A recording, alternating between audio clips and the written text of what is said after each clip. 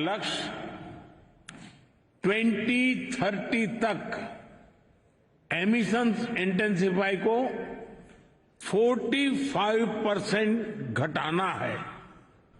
हमने तय किया है कि नॉन फॉसिल फ्यूल का शेयर हम बढ़ाकर 50% करेंगे और हम 2070 तक नेट जीरो के लक्ष्य की तरफ भी बढ़ते रहेंगे।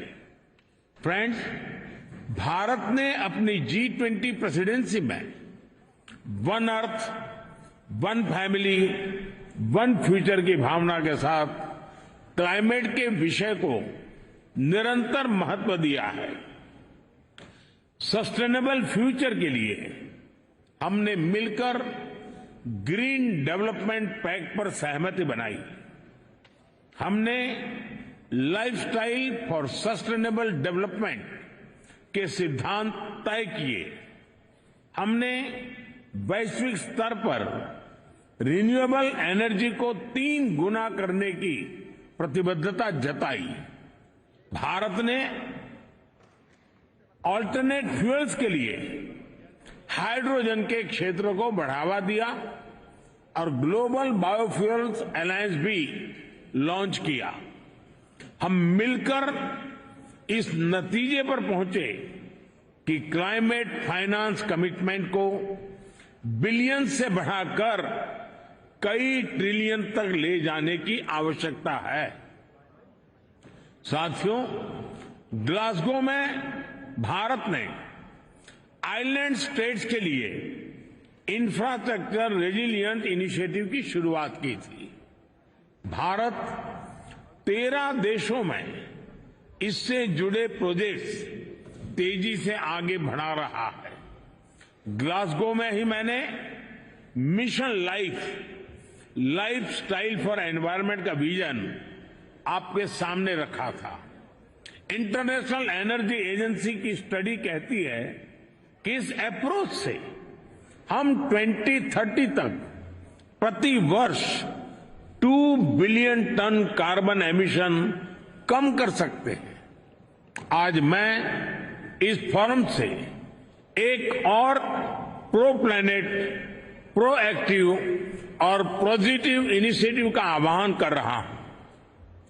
यह है ग्रीन क्रेडिट इनिशिएटिव। यह कार्बन क्रेडिट की कॉमर्शियल मानसिकता से आगे बढ़कर जन भागीदारी से कार्बन सिंक बनाने का अभियान है। मैं उम्मीद करता हूं कि आप सब इससे जरूर जुड़ेंगे। साथियों, पिछली शताब्दी की गलतियों को सुधारने के लिए हमारे पास बहुत ज्यादा समय नहीं है।